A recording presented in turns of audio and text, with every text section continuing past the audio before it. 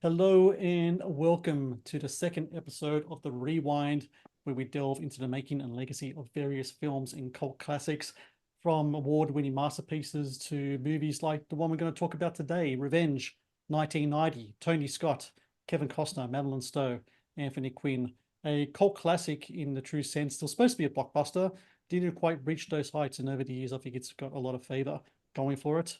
My guest host today, Paul Shirey, US Army veteran, entertainment journalist, accomplished artist and content creator. You can check him out at the Arctic Ninja Network on YouTube, Way of the Shirey on Substack, and also please do check out the Midmen podcast.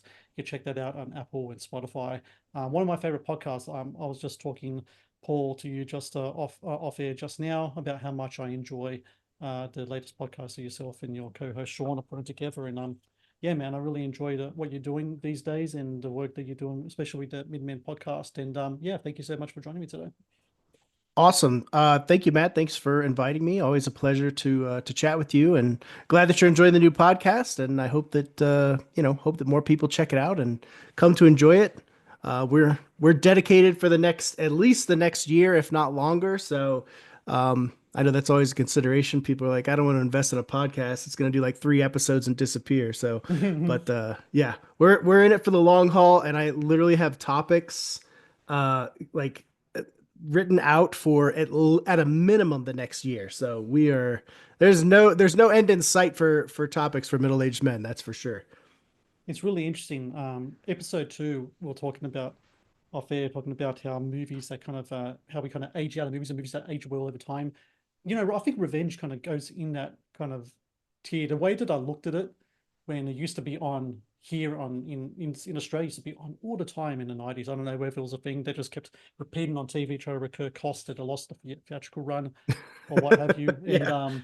And when I watch it then, compared to when I watch it now, I just find the way that I approach it just so much different. And for people who don't know, this is a movie directed by Tony Scott.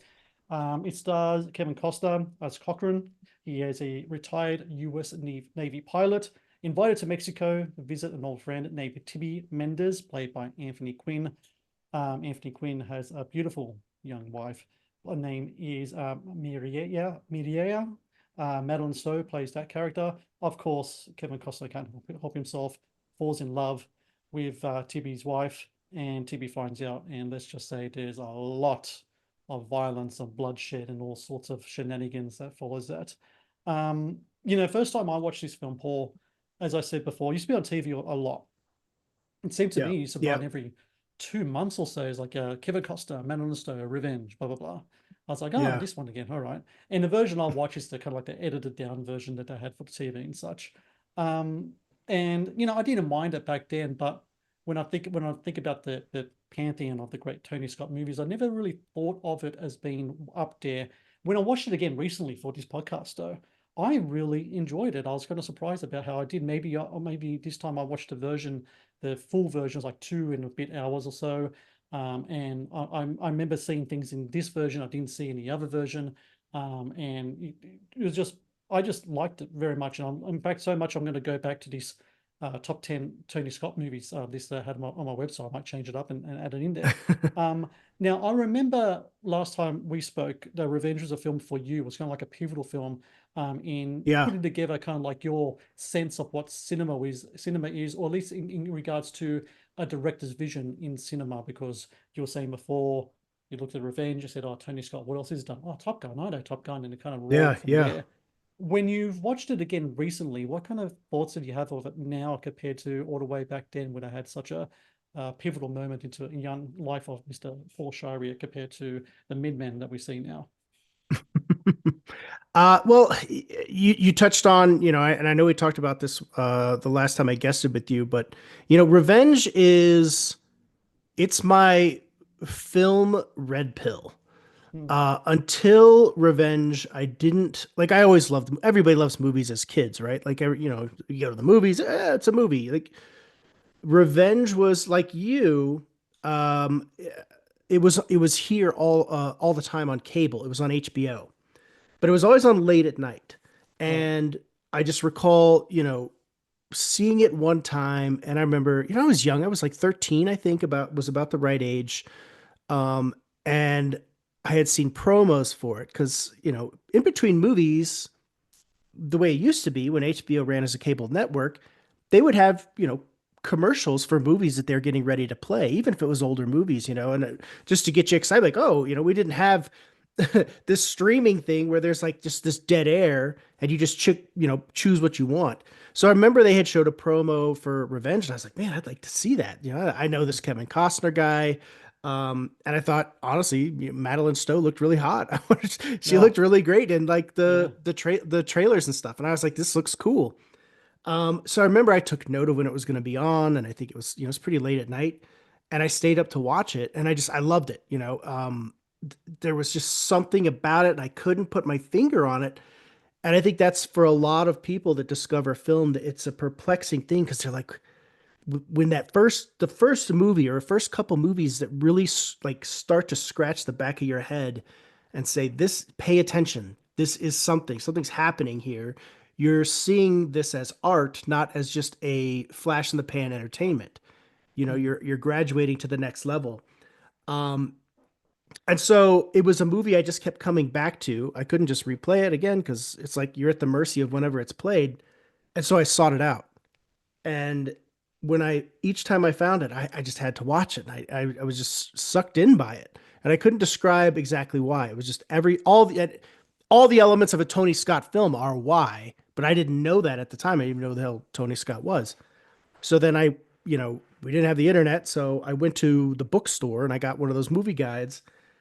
And I remember I was like, there's something about this. I have to figure this out. And I had just watched Top Gun on TV recently, and I remember saying to myself, I was like, this looks so much like Revenge. I don't like, what is this connection? And so then I got that book and I did it. It had a cross reference for directors, and I looked up Revenge right away. It said directed by Tony Scott. I looked to see what else he directed. Top Gun. Holy shit. mm, That's like the smoky atmosphere, the super close up shots, just everything about Tony Scott movies is atmosphere, atmosphere, okay. atmosphere, atmosphere, and in your face adrenaline, fast paced, quick cut. You know, all the signatures of his style were there, and then of course, then you just find out, oh my God, I'm an absolute Tony Scott fan. But watching that movie, then to go back to your original question, as a kid, to me, it was more uh the style aspect sucked me in, but I was a kid, so I'd never been in love. I'd never had I'd never had a relationship that deemed anything that the actions that Kevin Costner's Cochran takes in the film. But I got it. I understand. It's revenge. Who at the youngest age you can understand revenge. You can understand that, he slept with this guy's wife and he's pissed and he's, tries to kill him. And then this guy survives and goes to get his own revenge and get the girl back. It's an easy story to connect to on that level. But rewatching it as an adult, I think it creates a whole lot more complexity just because of all the experience that we have now. We've been in love. We've been in complex relationships. We've probably had friendships that ended, friendships that were very close. And we've had a lot of time and experience to think about, the concepts that are put into revenge. And by contrast, Jim Harrison's novella about it, which originally appeared in Esquire magazine, was when it was first published. It's about a 99-page story, which I recently read, but I didn't read that story till now, 30 some odd years later after seeing it for the first time. So I would say that the emotions are different. The feeling is different, but you still feel that same resonance that you felt watching it before you understood all those concepts on a higher level. And I think that Tony Scott has said that Revenge is his favorite work, and I feel like it is a personal work to him. Do I personally think it's his best film? No, but is it a special film regardless for me? Absolutely, and it always will be. So, but yeah, there's a lot that changes and morphs, but I think that the basic thematic elements will always stick with you, and I think that's why it makes the movie last the test of time. You mentioned just then Jim Harrison. So you had the novella was published in Esquire. When it was published in a book form, it was with three other stories. This was back in Yes. 1979. And the book was Yes. called Legends of the Fall. So the three stories were Yeah. Revenge, Legends of the Fall, which of course Ed's Week did. There we go. And then you have The Yeah. Man Who Gave Up His Name as well in there. Yep. Uh-huh. So this guy named Ray Stark, who at the time was this infamous agent and producer, he did a lot of films with John Huston, Barbara Streisand. He snaps up the film rights, and this film was in development hell for like 11 years. Yeah. I Yeah. read this really cool article on the Los Angeles Times. I found it's called Hollywood Harrison, and they very much talk about revenge. And he was saying that for a while there, John Huston was attached to director with Jack Nicholson Yep. starring in it. Now, I Hmm. essentially thought that Jack Nicholson was going to play the Cochrane character, but supposedly he was going to play Tibby. That's the role he Yeah. wanted to do, which would have Yeah, been I heard pretty that as well. interesting. Like he was Yeah, excited to do that. He wanted to play like a villain. He thought it was going to be like this huge thing. But yeah, as Hollywood does, things uh things come and go very quickly. very quickly. Orson Welles supposedly was attached to it for some moment as well.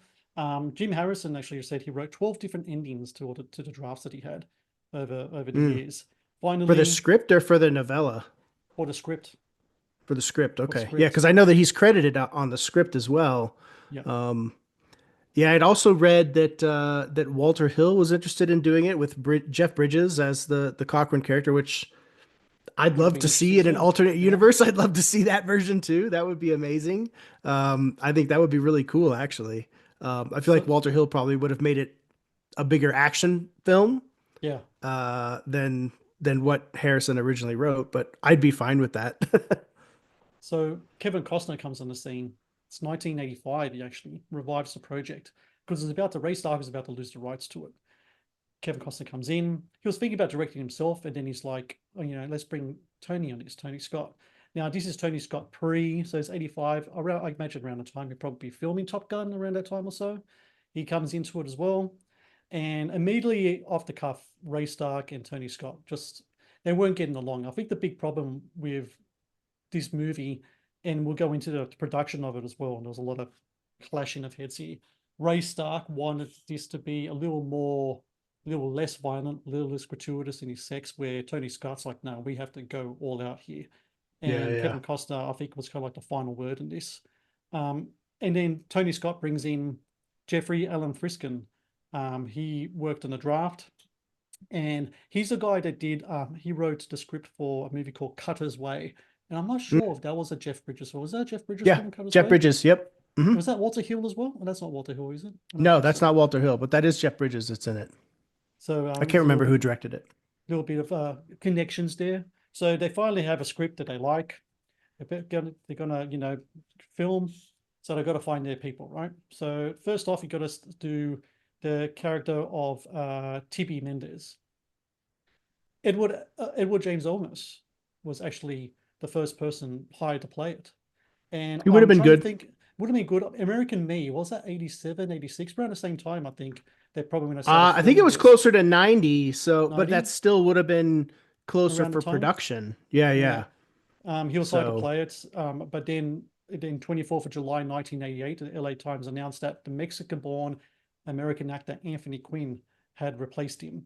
Um, I gotta say, when people talk about the greats, Paul Newman, Brando, all this stuff, Anthony Quinn, like, a lot of times gets lost in the shuffle here.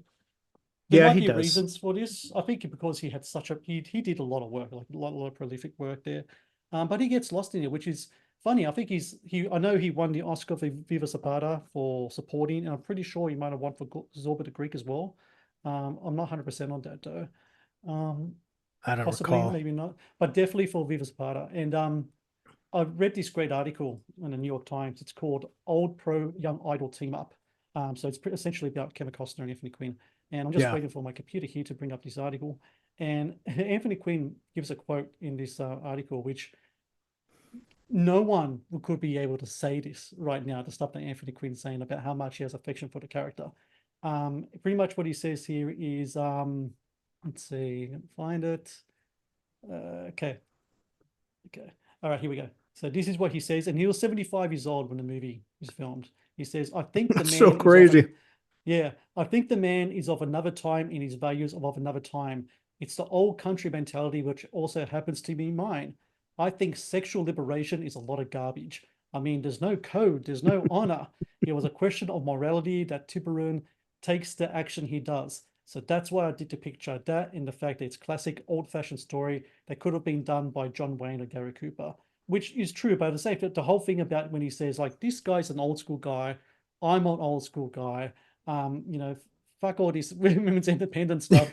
You Yeah, know, yeah. I'm traditionalist. You know, and this is what I think he's in the right. You know, and it's really interesting. It's a great quote that he said because no one would ever say anything like that now in any way, Yeah, yeah. shape, or No, form. they Because if wouldn't. they did, the At whole least not publicly. bullshit. No, no, so exactly not. But yeah, Mr. Quinn, salute to you, sir, for always saying what's on your mind here. Because it's a great article here. If anyone wants to get it, old pro young idol team up for revenge. So it's really cool.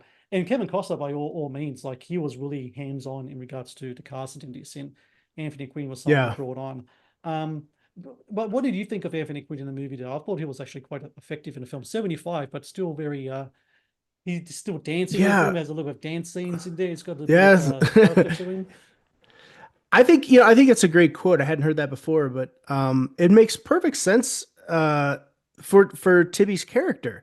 This guy is for he's basically Mexican mafia, I mean, Yeah. it's essentially what he is. And, this is he's 75. And truthfully, he looks 75 in that. I mean, he doesn't look Mm. young. No. And it makes perfect sense that he would react the way that he did in the context of that situation. But I think that how else would somebody say of a younger generation act? I think it would be very similar, maybe even harsher.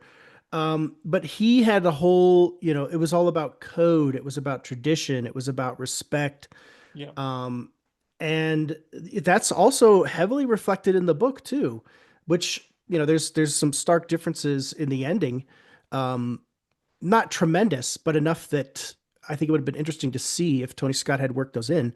But Mm. at the same time, it's still in line with Tibby's character being this old school guy that's like, hey, I've given this guy every chance to end what's happening, and he's not going to do it. And he's basically defied me to my face. He's left me no choice here, Yeah. and it's very much a mafioso kind of thing. Like being insulted is a tremendous, tremendous smack in the face. It's not something that can be ignored. It would have been better had Costner punched him in the face, used physical violence against this guy right off the bat, like, and just said, "Hey, I'm in love with your wife, and I don't know what to do about it." Could you Yeah. imagine?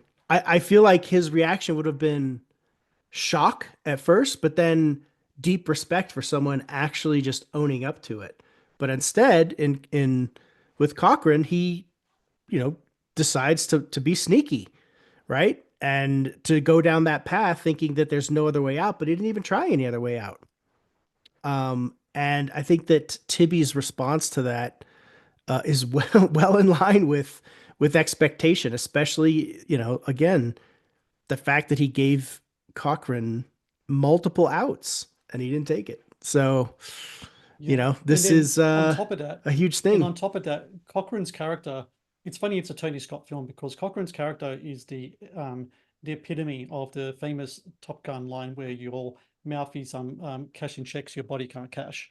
Yeah, Because yeah, um he the first thing that he does is he arrives 2 days late to Tibby's compound. And Tibby's man in charge, security guy's like, look, he's your host. He actually requires, punctuality from you.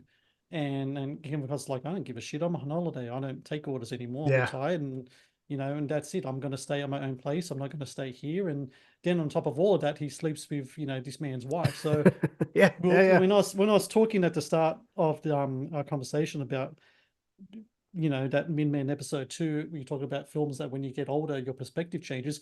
My perspective changed quite a bit when watching a film and now like 44 years old me compared to like 18-year-olds me or whatever it was when I watched it first time. In that Kevin Costner's character in this film is kind of a prick.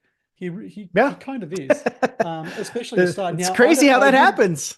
Yeah, I mean, I wouldn't go as, but then again, I'm not Tibby. I'm not this huge mafia kind of kingpin kind of guy. I wouldn't go to the lengths that he goes in the film, but Right. it's like at the same time, and maybe that's why some people didn't really get into it because sometimes with revenge movies, the good guy, bad guy line is much more straightforward. This one is a bit murky here. And I know they try post the actions that Tibby takes is very clear, like what's going on there. But at the same time, I don't know whether we were not going to expect any reaction whatsoever. I mean, this guy's a very powerful man. Honor and character and code is part of his kind of like his whole existence.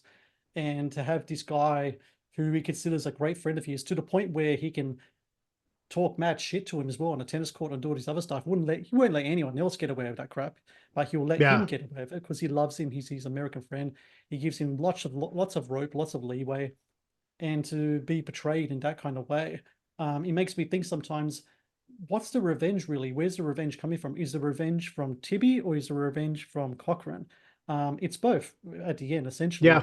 And then Paul, yeah, played by Madeleine Stowe, is caught in the middle between these two guys. It's a very interesting kind of dynamic there. The Matt's Movie Reviews YouTube channel is brought to you by TeePublic. TeePublic is the world's largest marketplace for independent creators to sell their work on the highest quality merchandise. With over 1.2 million designs, TeePublic is sure to have something you'll love. Yeah, I think you bring up a great point about the title. I was going to bring that up as well. Is that, when you watch it initially, especially, younger, you think revenge. This is Kevin Costner's getting revenge Mm, because they almost killed him because he had slept with this guy's wife, which was kind of harsh, right? But you the it's called revenge. It's not called Cochrane's revenge. It's not called mm, Tibby's revenge. As you said, this is a revenge movie for both of them. Because and the revenge starts with Tibby. So Tibby's getting revenge on this guy that's supposed to be a friend that's banging his wife. And he does it in the only way he knows how as a Mexican gangster. Uh, you know, beats the shit out of or has his guys beat the shit out of Cochrane, leave him for dead, burn his cabin, kill his dog, oh yeah, slash dogs. the Dogs get it bad in this movie. I've got to say, dogs get it really yeah, bad in this it's a film. rough one. It's a rough one. And his dog is so sweet. So it's like when the Mm, dog dies, suddenly you feel it. Um, uh, and that is a tough scene. But Tibby, that is his revenge. It is, and he tells her, he's like, you want to fuck? I'll have you get fucked 50 times a day, and slashes her face and yeah, sends her to a whorehouse. That's revenge. You may yeah. not like it or agree with it, and I'd agree with you, but like this is his way. This is what he does to get revenge for infidelity, for a friendship, betrayal. This is like the ultimate disrespect for him. So of course this is his revenge. But then Cochrane survives. So now Cochrane is alive. Cochrane was in the throes of a passionate love affair. That's not an easy switch to just turn off. And of course he's going to seek out this woman, but he's also going to seek out revenge. And there's the scene in the bathroom where he kills the guy that really messed him up in the cabin, Mm, and he's got the knife that the guy that saved him gave him, and he's just like, "Fuck you, amigo," and stabs the guy and throws him in a stall and leaves him for dead. That's revenge at its most base level with a knife. It's very personal. It's very ugly. It's very bloody. It's very messy. Um, and the in terms of the movie, that's the only kill that Cochrane has in the movie. He doesn't kill mm, anybody else. It's the only person that he actually kills is this guy, which is the one that actually almost took his life, even though Tibby is the one that ordered it. But there's still that factor of revenge that's driving him. It's not just to find the girl; he's also getting revenge. So yeah, it is uh, a layered title. But that's again, it's part of the brilliance of Harrison's work and Tony Scott's film, uh, that there is more to unpack. Now at 18 or at 13, my age, I honestly was watching Revenge. This is Kevin Costner getting revenge. He's getting revenge. You don't think of it from Tibby's side because I wasn't married. I didn't have a wife to lose. I didn't have any of that. So yeah, your perspective is going to change with age and with rewatch, but I think that it just makes Revenge an even more nuanced film. Let's just talk about Kevin Costner for a while here. This is pretty much peak Costner in regards to his stardom, I think. From Yeah. Silverado, which was, I think was 85, 86. Then you got Untouchables, No Way Out, co-starring the late great Gene Hackman. Then you Yep. got after that Field of Dreams. Then you got Bull this film Durham as and a well. couple. Yeah, that's right, Bull Durham. Forgot about that. And then you have Revenge, which comes out in the same year as Dances with Wolves, which sees him get picture and director, and then and then he follows that with JFK and Yeah, Robin Hood, man. Prince of Thieves, and then Waterworld kind of. But it's really interesting about Kevin Costner. Just this guy's career could have went belly up a few different times there. Waterworld, The Postman. There was like he took high risks, and he's in another high risk situation now with the Horizon film. I'm a big fan of that first one, and I can't wait to see the second one. Don't know if it's Yeah, going to come same. out. Yeah, I don't know if It'll it's going to come come out out some because way, some shape or yeah, form, but how and when, yeah, who knows? don't So it's know. a hell of a gamble. But this was like Costner as like top peak, kind of like I don't think he got Yeah. was any bigger at this time. Maybe when like the Bodyguard came out because of the whole pop culture aspect with Whitney Houston and all that. But this was he was the man to the point where he can save this project. But interestingly enough, it wasn't enough to bring in punters there for a while either. Maybe they just weren't ready to see this type of Kevin Costner in a movie. Maybe it was just Yeah. too early for that really, Yellowstone style Costner. Maybe needed someone more gravitas. I don't know. Like you read the book. Is the how old is the character in the book? Is it around the same age that He's about the Costner is at same. that He's time? in his like I would say late 30s, early 40s. Right. They don't give I don't think they give a specific age. I've only read the story once, so I some of the details are fuzzy. But yeah, in terms of embodying Cochran, when I read it, because I'd already seen Revenge, I read it with Costner in my mind, exactly as he looked in the film. So, in that way, reading the novella, it's kind of like it's already cast. So when you read it, it's not hard to imagine the people. And yeah, Costner, what an era. I mean, hitting with Field of Dreams, No Way Out, Bull Durham, the guy is blowing up. And then it just happens to be the same year that his, passion project Dances with Wolves comes out. And alongside Revenge, it's kind of like Revenge is easily forgotten as a Mm, result of that. Because, I mean, in my opinion, if I had to compare films, they're both very different. I think Dances with Wolves is a superior film. I love Dances with Wolves. It's in my mm, top five. But yeah. Revenge is a just an amazing work. It's another passion project. It's just from a different filmmaker. But it's interesting, that is the fuse had already been lit for Costner, and 1990 was the year that it blew, and it was just a cavalcade that cemented his name in cinema forever. But out of all of those movies, I guarantee you, Revenge is the one that's the most oft forgotten by your casual viewer. They'd be like, "What's Revenge? Oh, I know Bull Durham. I know Field of Dreams. I know, you know, um, Dances with Wolves, of course, and No Way Out. But Revenge, what is that one?" And that is honestly, I think this kind of makes Revenge a little special because if you're just seeing Revenge for the first time, it's a treat. You know, a lot of times you may go back to watch an older movie and be like, "Oh, this is not going to be good." Like I watched William Friedkin's Cruising with Al Pacino for the Mm. first time. I'd never seen it, and I did not enjoy it. It was not a good experience. It was just it was weird, and I was like I this one just it's never going to connect with me. But I think if I were just discovering Revenge, it would be like, holy shit, this is a great movie that I just found. Like that's awesome. So I hope people do. I hope people watch this and they hope that they discover it. I think that would be amazing. Like that would It make me would happy. It be. would make me happy for Tony Scott fans. And it will make me happy because people will see the beautiful Madeleine Stowe just in her ascent as well. So Stakeout came out, I think, a couple of years before this. That's kind of like her Yep. breakthrough role. After this would come Mohicans and then 12 Monkeys several years after that. But this was the kind of like the Madeleine Stowe where kind of like sex bomb Madeleine Stowe, like Oh really yeah. Oh incredibly yeah. beautiful actress. Like I think Empire magazine at the time had her like in the top 20 kind of like sexiest movie stars of all time, and for good reason. This Absolutely. movie was a huge reason why. Curiously, I was watching it, and she had like a Latino accent in the film. I was like, oh, that won't fly out these days. But supposedly her mum is from Costa Rica, so Oh, that's why well, they there you cast go. her. So like they So needed a you got to Latino, find so some they got kind of connection.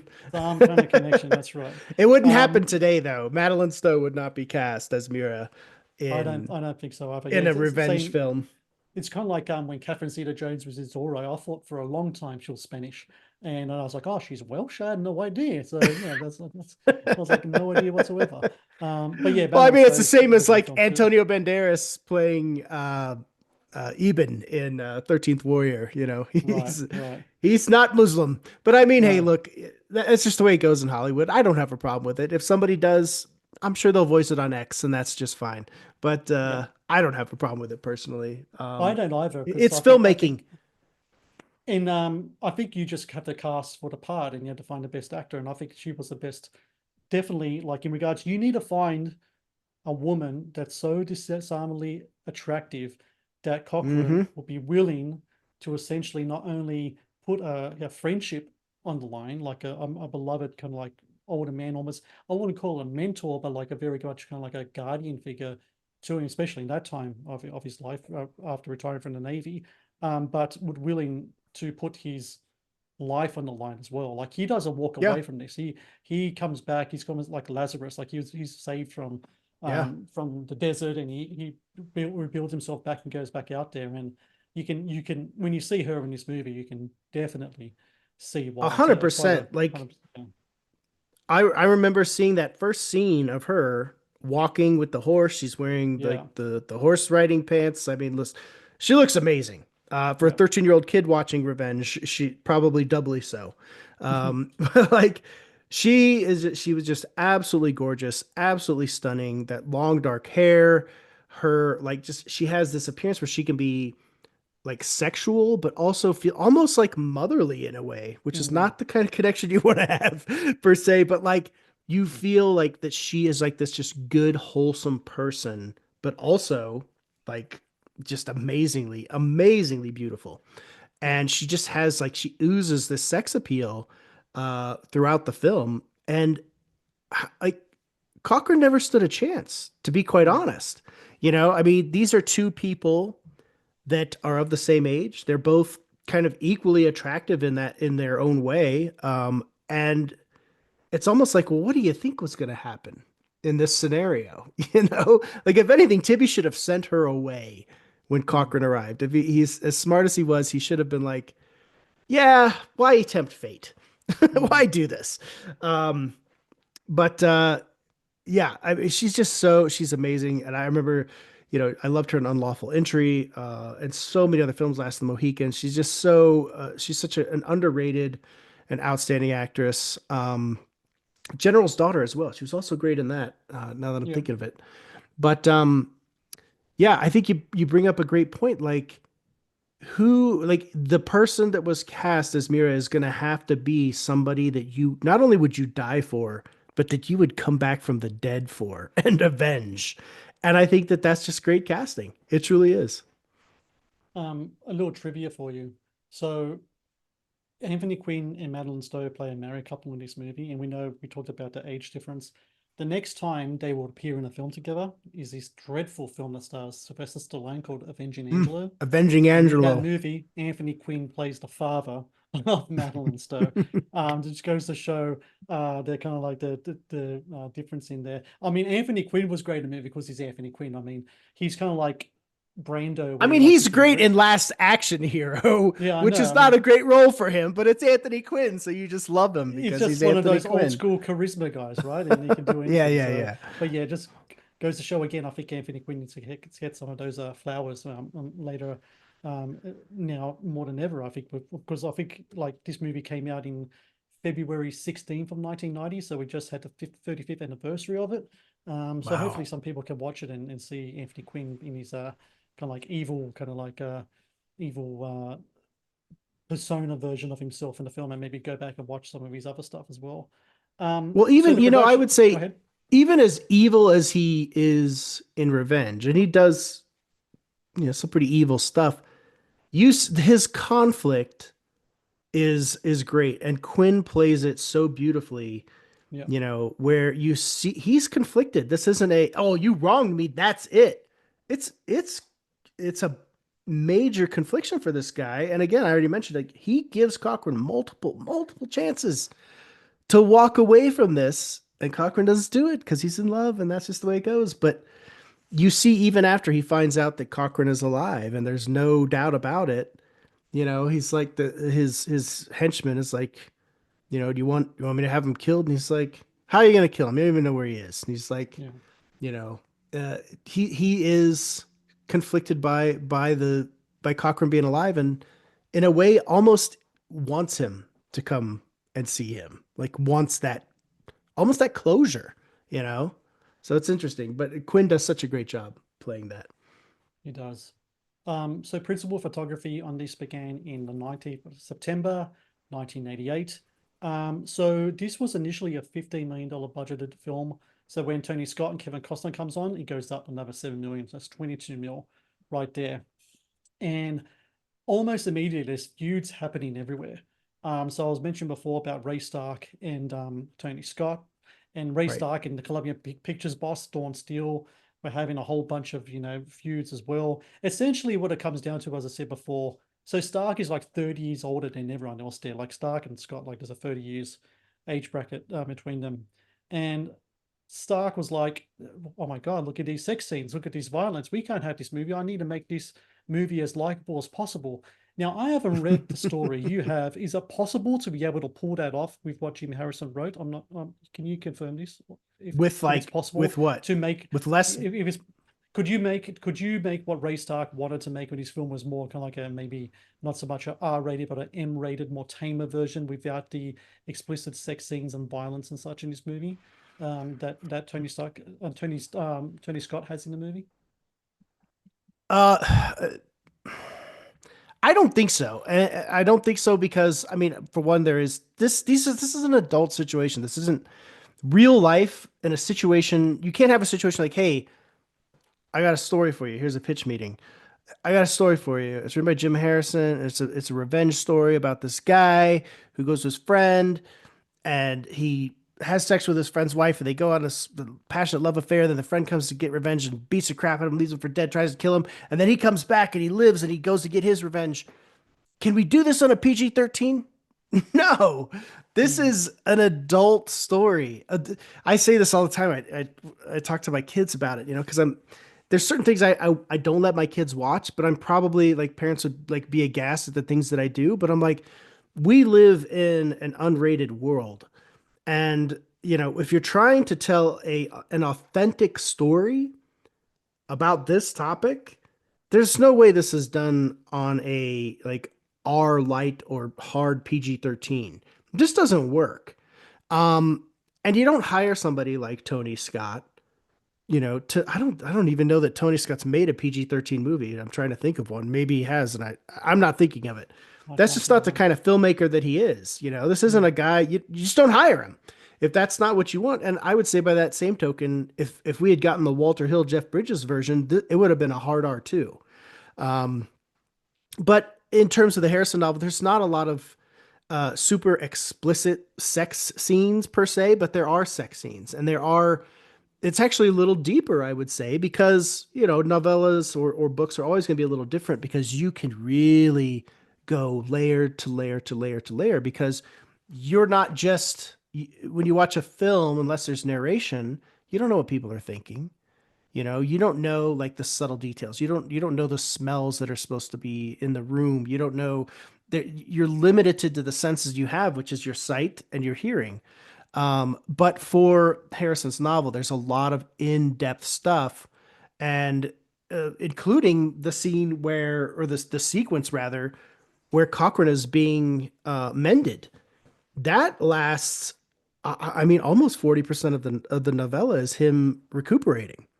And there's so much more to that never, I don't know if they ever shot it or even put it in, but had they, I think it would have. it would have dragged the film down. It was the right call.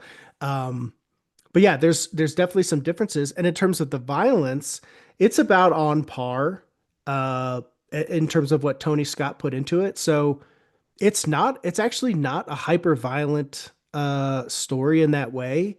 There's some death, but this isn't John Wick, it's nothing like that. So, but again, when I was talking about, the scene where he, stabs the guy in the bathroom, how do you do that and lighten it?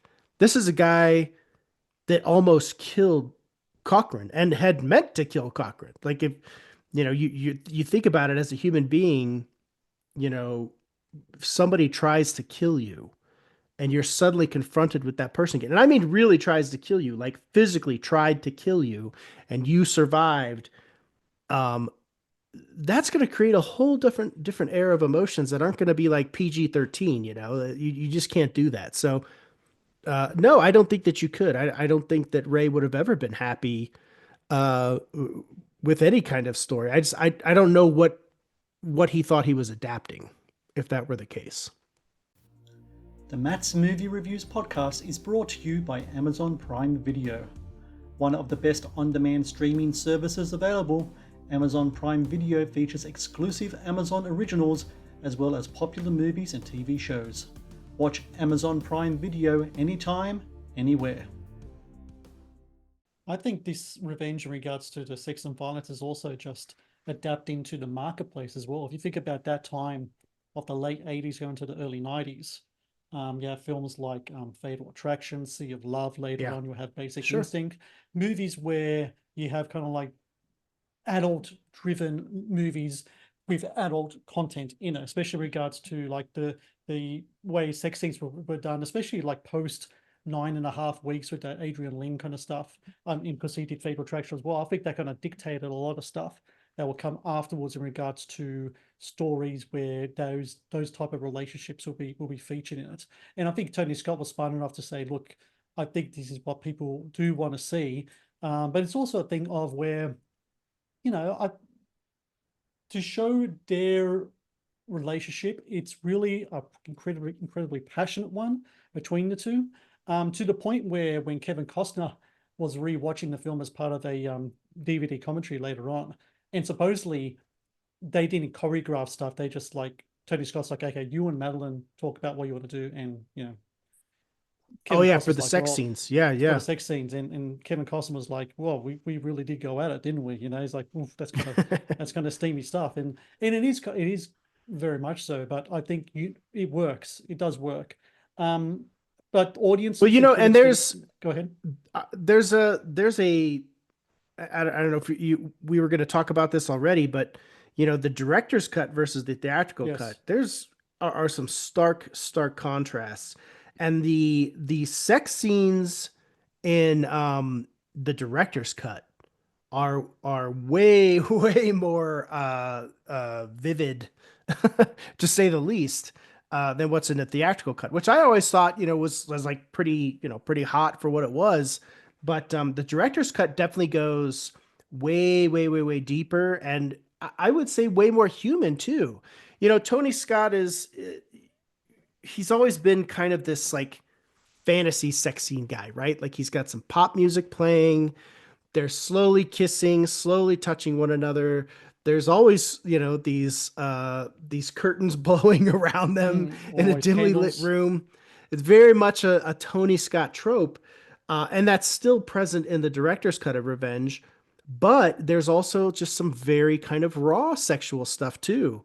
And I don't want to be crude, but like just some of the scenes, like when they're driving out to the cabin in the director's Yeah. cut, it's like it's way more obvious in terms of what's happening, rather than the kind of like what I call movie safe sex, which is Mhm. where everything happens in no way, shape, or form the way it actually happens in real life.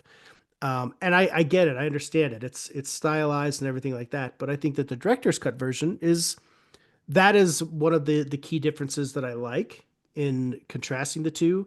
The only thing I would say the biggest complaint that I have between those two versions is the swapping out of Jack Nietzsche's score for that sequence when they're driving out to the cabin. I always thought the music for that was amazing, and it's just gone Mm. in the director's cut, which I thought, hey, it's Tony Scott's film. He can do what he wants. I just don't agree with that choice. So The director's cut I got in here in my notes, 2007 has been released, 30 minutes shorter.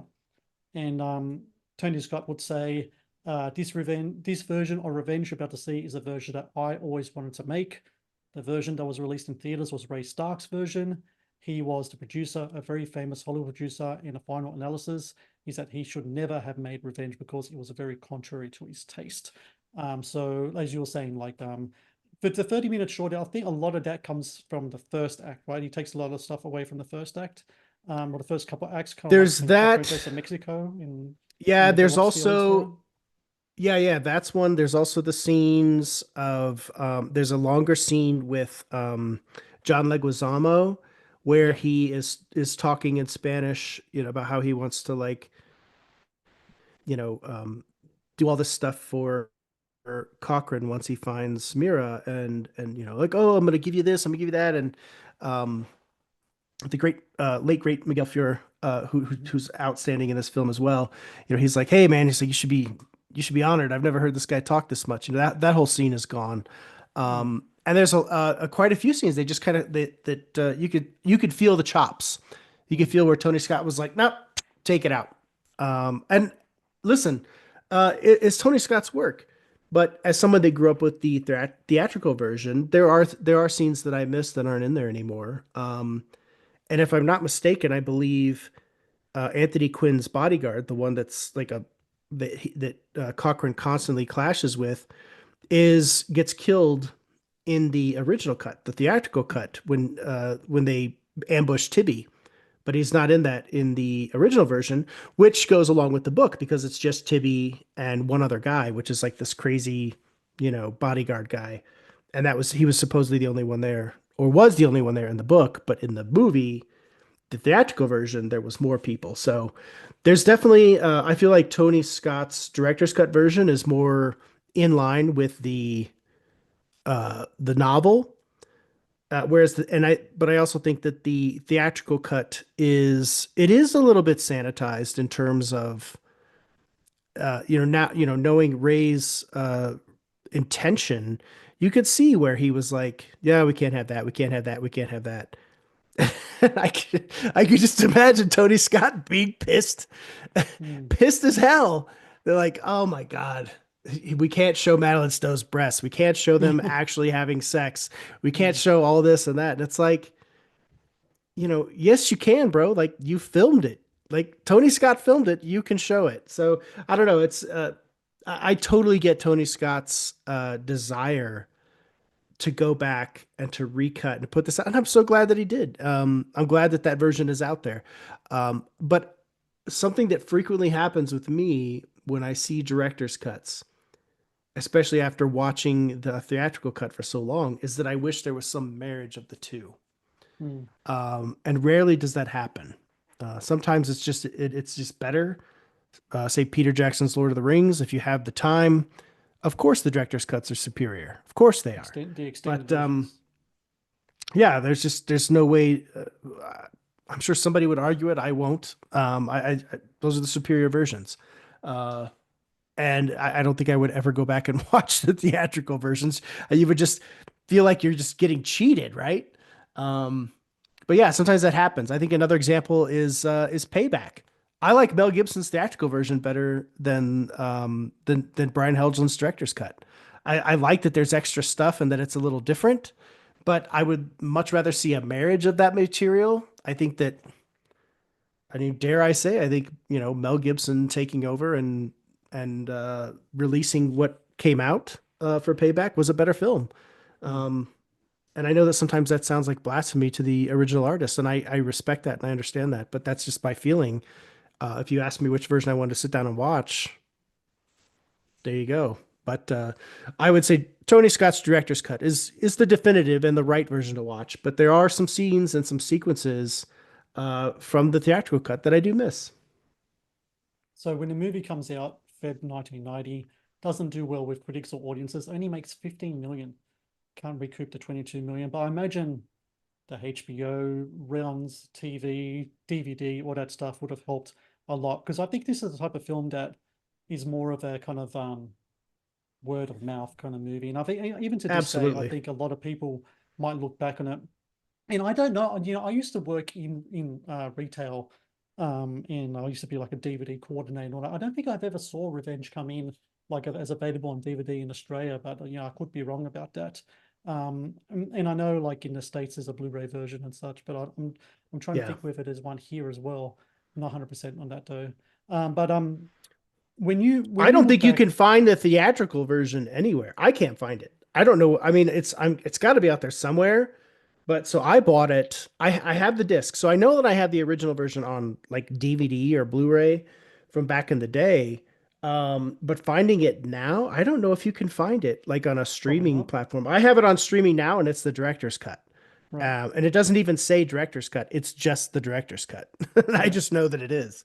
So When it I don't know. comes to when it comes to Tony Scott himself, his movies, um, I mean, very different to his brother, like similar in regards to like distinctive visual kind of palette, but it's his Mhm. own kind of thing, like you could tell a Ridley Scott film from a Tony Scott film.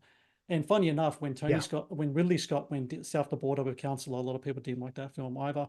I'm actually a huge fan of the Counselor, but I think I'm in the minority in regards to that. Um, That's when a it comes tough to one.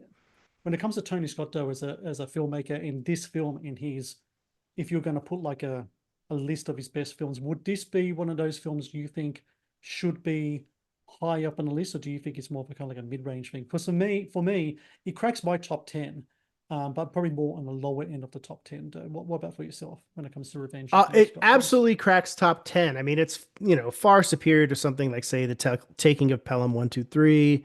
I think it's superior to Deja Vu. And I like Deja Vu quite a bit, but if I had the option, I would probably watch it over that. And I love Man on Fire. I'm not trying to throw Denzel Washington down the drain, but here, but but I just watched Crimson Tide. I think Crimson Tide is better. Um, Mm, but I think Revenge is definitely absolutely within the top 10. And I think the reason being is because it's such a personal, like stylistic vision for Scott. And I think that he views that as like, yeah, I did Top Gun and it was huge and everybody, loved it and it was a huge commercial hit. But like Revenge was like a movie that was like, man, I really want to make this. I want this to be something. And, upon my rewatch recently, which I watched, to be prepared for this podcast, I just, I noticed so much more of Tony Scott's shots, his aesthetic. I just felt his eye for detail in everything about this movie. And you got to give props to the production design and the director of photography, Jeffrey Kimball, who was a frequent collaborator. They just knocked it out of the park. I mean, there's the scenes when they're at the convent, mhm. and there's fresh flowers that are out there, like in the background. He chose like this convent that just had so much uh character, like the faded walls with the decor on it, but it's like seriously dilapidated and fading, and I could just see Tony Scott going to these locations because it was all shot in Mexico and That's being right. like, yes, this is beautiful, this is amazing. And this is something too that I really, I just love so much and admire about Tony Scott, and how we'll never have another one like him, is that Tony lived through an era where CGI was not an option. Oh, we'll just use CGI to do this. We'll just use CGI. I just watched Days of Thunder the other night, and the next Hmm. morning I went back and rewatched the whole movie, almost half the movie again, because I was so blown away watching those car sequences where I'm like, I know the making of Days of Thunder. Tony Scott was like, you look at it now for people that maybe have seen, other racing movies, they're like, oh, it's not that great. I'm like, yeah, well, at that time, that was never done before, and there was no CGI to save it. There was no like, we'll just fix it in a computer. And the fact that, Tony Scott was so ahead of his game, so ahead of the curve, and so willing to take the plunge for his vision. He would do whatever it takes. I'll shoot this whole movie in Mexico on location. And you feel it. You feel those locations. When I was talking about Madeleine Stowe, The first time we see her, yeah, she's beautiful. She's walking a horse, and you see this long row of trees, and she's walking down this road, and you feel like you're there, you know. And sure, Tony Scott uses his filters and stuff like that, but there's so many shots throughout the film where you're like, this is just great. This is awesome. There's a scene where he's burying James Gammon, who is a character he runs into, and he's burying him, and he's like crouching over the grave where he just like piled a bunch of rocks over this guy, and there's this dilapidated Coca-Cola sign in the middle of Mexico, just all torn and hanging there, and just like the framing of that shot and just like everything that has to do with it, it has to be appreciated because there's not a lot of films are made in that way now where they're like, let's use the location rather than we'll make the location in editing. And so I just love that. And it's one of the things about Revenge and most of Tony Scott's early works where you can sit back and just be like, this is a guy that really filmed this. You know what I'm saying? It's almost like the difference between somebody that created something versus AI now. Mm. And Tony Scott was like, I'm going to go to these locations. I'm going to film in these locations. And it's going to look real because it is real, you know? And I just love that, you know, from the sunsets, the mountain shots, you know, every single shot, every frame of Revenge, you know, is done in a classic aesthetic. And it's one of those things that I love about it. In terms of being, you know, one of Tony Scott's best, I think that it's his best early work. Mm. Um, and I think that, you know, as he continued throughout his journey with films like Last Boy Scout and True Romance, even Unstoppable, which was his last film, you know, I mean, these were just great films that felt like you were there. You know, you were in those sequences. And I think that that's just one of those raw talent things. And I think that he had the balls and I think he had like kind of almost a death wish to kind of shoot under those circumstances. It's really interesting how you mentioned Days of Thunder came out the same year as Revenge, 1990. Yeah. Both Yeah. those films come out, and whatever he lost on Revenge, I'm sure he made up on Days of Thunder at the box office receipts. I felt, I was actually been putting together this video about Henry Portrait of a Serial Killer. I totally forgot that Michael Mm. Rooker was in Days of Thunder Yeah. as Yeah. well, as the rival to Tom Cruise in that movie. But yeah, Revenge. I really enjoyed rewatching this movie and diving into it. And I find the more that I watch Tony Scott movies now, because the passing of Gene Hackman, of course, brings about a couple of others Tony Scott films in regards of Prince Yeah. of Tide and We Are the State as well. Those kind of films come back to us. I think time has been much more kinder to the films of Tony Scott than they were when they came out. I think when they came out, he got a bit of a bad rub from critics and Yeah. such at the time. And I think now that a lot of people, I think, really enjoy his films. And I know myself, like looking back on his films, they're really part of my cinematic or even VHS sprinting upbringing as Yeah. throughout the 90s, because he was just an essential part of a lot of those films. And it was a pleasure, Paul, to talk to you about Revenge today. And for everyone out there, Paul Shirey, I'm going to have in my show notes all of the kind of links to the Arctic Ninja Network, Way of the Shirey on Substack. Make sure you all subscribe to that, and also check out the Midmen podcast as well. It's highly, highly recommended. And yeah, it's been a pleasure, Paul. It's great to see you and talk to you again. And it's been a pleasure to talk about this film. It's great to gap about 90s films, especially ones as cool and unappreciated as Revenge. So thank you for that. Yeah, absolutely. So yeah, to all your listeners, I hope that if you haven't seen Revenge, I hope that you go and check it out immediately. Go ahead and blind buy it. You will love it. My wife hates it because of the ending. Ah, She right. absolutely hates it. But I think that if you are a student of film, whether you're new to it or you've been around forever and you just haven't gotten to Revenge, I hope that that Matt's episode will bring you to Revenge, because it is just a great little gem of a film. It may not change your life, but I think that you can truly appreciate this one on so many different levels. So, yeah, thank you, Matt. I greatly appreciate you bringing me on, and it was great to talk about this for me life-changing film. And I hope that it truly does bring people to it. Thank you for watching the Matt's Movie Reviews channel. Please subscribe for more reviews, podcast interviews, and exclusive content.